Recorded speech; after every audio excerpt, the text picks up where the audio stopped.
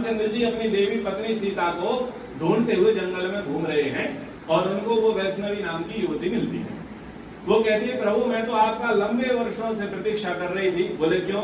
I will marry you, मतलब मैं आपसे विवाह करना चाहती हूँ, इसलिए लंबे समय से आपकी प्रतीक्षा कर रही हूँ। मुझे जानकारी मिली थी कि आप इस जंगल में आने वाले हैं। उन्होंने कहा, देवी अभी तो मैं रिजर्व हूँ, आज की भाषा में बताना चाहता हूँ, अभी तो मैं रिजर्व हूँ। बोले मेरे व्रत का क्या होगा?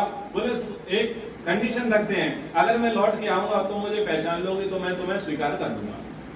तो उस समय लक्ष्मण जी के साथ श्री रामचंद्र जी चले गए अपनी पत्नी को खोजते हुए। आगे जाकर के वो किष्किंधा पहुंचे, उस कहानी को लेकर के नहीं चलते, लौट करके आते हैं, रावण को मार करके आते हैं और देवी सीता जी को भी साथ में लेकर के आते हैं। उन्होंने कहा, लक्ष्मण किसी को हमने वचन दिया था, जरा उससे मिल करके आते हैं। वो ब्राह्मण का वेश धर करके पहुंचते हैं और उससे भिक्षा मांगते हैं। कहा कि देवी पहचाना? बोले ब्राह्मण देव नहीं पहचाना। बोले शर्त यही थी कि मैं लौट के आऊं, अगर तुम मुझे पहचान लोगी तो मैं विवाह कर लूंगा, और देखो मैं तुम्हारा वही राम हूं, पर तुमने पहचाना नहीं। मर्यादा पुरुषोत्तम को छलिया सिद्ध कर दिया इस कहानी ने। जिनको हम भगवान मर्यादा पुरुषोत्तम कहते हैं, इस कहानी ने क्या सिद्ध कर दिया? झूठा, छलिया सिद्ध कर दिया। वो टैग कृष्ण के लिए पर्याप्त थे तो राम जी के लिए भी लगा दिए। फिर बोले मैं क्या करूं?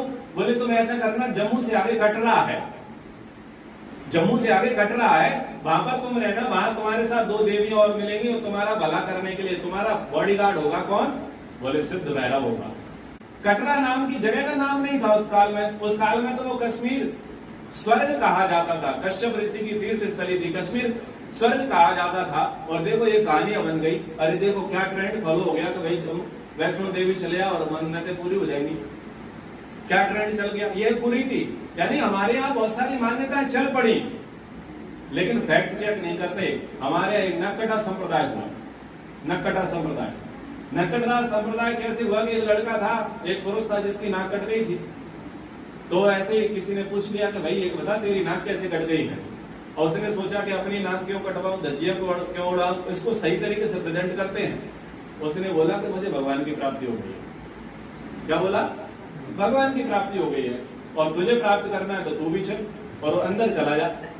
वो अंदर गया तो उसकी नाक कट गई, जो कि अंदर तो व्यक्ति उस तरह लेकर के बैठा था, खुरापाती सिर्फ साई को। बोले क्यों भगवान मेरे?